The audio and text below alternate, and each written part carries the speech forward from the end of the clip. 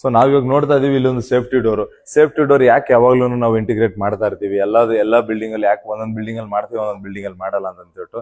Usually ನಾವು ನೋಡಬಹುದು ಇಲ್ಲಿ ಕಾಂಪೌಂಡ್ ಎಲ್ಲ ಓಪನ್ ಏರಿಯಾ ಇದೆ ಅಂತ ಹೇಳಿದ್ರೆ ಅವಾಗ 100% ನಮಗೆ ಸೇಫ್ಟಿ ಡೋರ್ ಬೇಕಾಗುತ್ತೆ. ಬಿಕಾಸ್ ಈ ಕಡೆಯಿಂದನೂ ಬರೋ ತರ ಇರುತ್ತೆ. ನಾವು ಜಸ್ಟ್ ಗೇಟ್ ಹಾಕಿದ್ವಿ ಅಂತ ಹೇಳಿದ್ರೆ ನಮಗೆ ಸೇಫ್ಟಿ ಆಗೋಯ್ತು ಅಂತ ಅನ್ನಂಗಿರಲ್ಲ.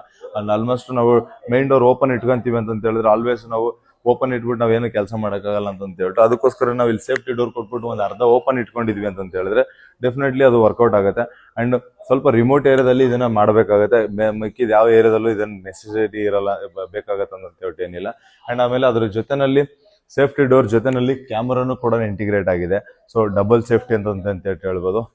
ಏನಾದ್ರು ರೂರಲ್ ಏರಿಯಾದಲ್ಲಿ ಕನ್ಸ್ಟ್ರಕ್ಷನ್ ಮಾಡ್ತಾ ಇದ್ದೀರಾ, ಇಲ್ಲ ಹೊಸ ಲೇಔಟ್ ಅಲ್ಲಿ ಡೆವಲಪ್ಮೆಂಟ್ ಮಾಡ್ತಾ ಇದ್ದೀರಾ ಅಂತಂದ್ರೆ rather than going for an complete safety grill, ಒಂದು ಪಾರ್ಕಿಂಗ್ ಏರಿಯಾನ ಫುಲ್ ಕ್ಲೋಸ್ ಮಾಡಿ ಇಡೋ ಬದಲಾಗಿ ನೀವು ಇದನ್ನ ಒಂದು 10-15 ಸಾವಿರದಲ್ಲಿ ಒಂದು ಈ ತರದೊಂದು ಡೋರ್ನ ಮಾಡಿ ಒಂದು ಕ್ಯಾಮ್ರಾನ ಇನ್ಸ್ಟಾಲ್ ಮಾಡಿದ್ರೆ ಆ ಸೊಲ್ಯೂಷನ್ ಆಗುತ್ತೆ ಅಂತ ಹೇಳ್ಬೋದು.